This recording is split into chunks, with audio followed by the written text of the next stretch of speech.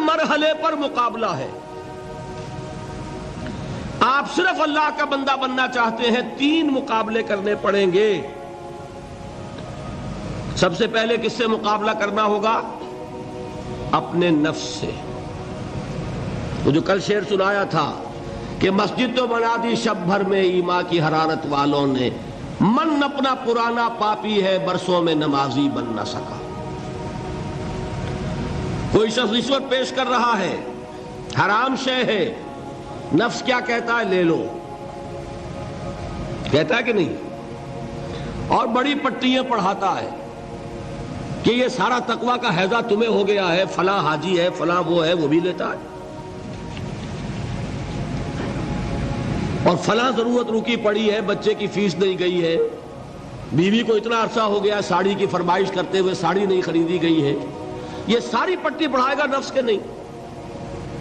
اب اگر آپ مقابلہ کر سکتے ہیں نفس کا تو بچیں گے، مقابلہ نہیں کر سکتے مار کھا جائیں. یہی ہوگا کہ نہیں؟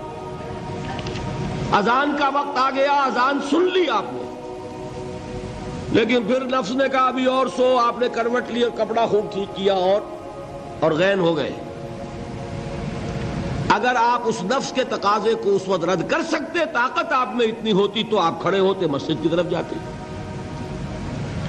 گویا کہ بندگی رب کے لیے سب سے پہلا جہاد کس سے کرنا ہوگا؟ نفس. اچھا نفس اکیلا نہیں ہے، اس کے پیچھے ایک بہت بڑا بدماش ہے، وہ شیطان لعین. وہ اسے اکساتا رہتا ہے، پھونکے مارتا ہے. الذی یوسوس فی صدور الناس، اشتعال پیدا کرتا ہے، پٹیاں پڑھاتا ہے، برائی کو مزین کرتا ہے، بے حیائی کو فیشن کا نام دیتا ہے، ناچ گانے کو وہ کلچر کا نام دیتا ہے. یہ سارا کچھ کر رہا ہے. تو اگر شیطان سے مقابلہ نہیں کر سکیں گے تو اللہ کی بندگی کر سکیں گے. تیسری چیز، معاشرہ بگڑا ہوا ہے، بگڑے ہوئے معاشرے کا ایک دباؤ ہے آپ پر. یہ بالکل ایسے جیسے ایک ہجوم ایک طرف جا رہا ہو تو ادھر جانا آسان اور مقابلے میں جانا بہت مشکل، زور لگانا پڑے گا نا. تو معاشرے کا رخ کچھ اور ہے، آپ کا رخ کچھ اور ہے.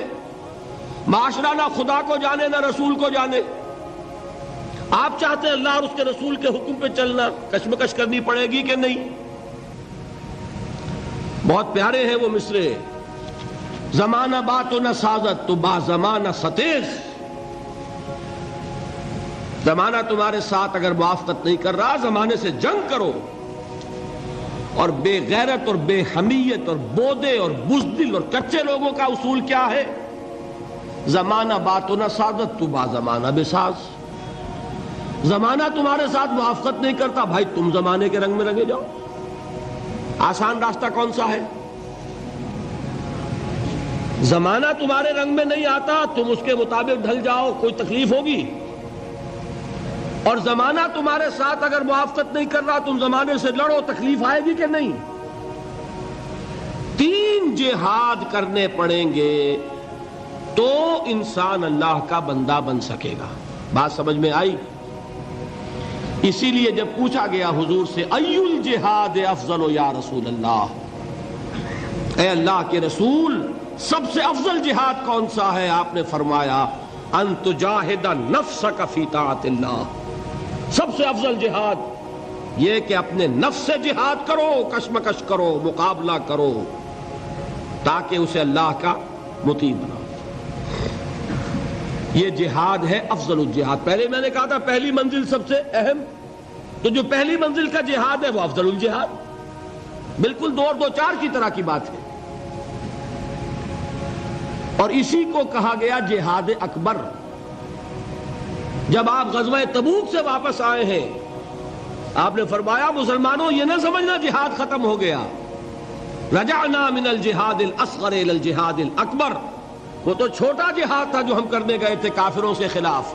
یہ بڑا جہاد ہے جو مدینے میں رہ کر ہوگا، ہر آن ہوگا. وہ تو کبھی ہوتا ہے کبھی نہیں ہوتا، یہ ہر وقت ہوتا ہے، ہر صبح ہوتا ہے، ہر رات ہوتا ہے، ہر شام ہوتا ہے، ہر لحظہ ہوتا ہے. ہر وقت کشمکش ہے خیر و شر کی، حلال اور حرام کی، صحیح اور غلط کی، زمانے کی روش اور دین کا تقاضا ٹکرا رہے ہیں۔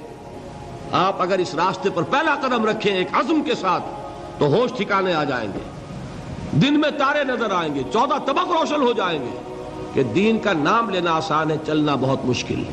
چمی گویم مسلمانم بے لرزم کہ دانم مشکلات لا الہ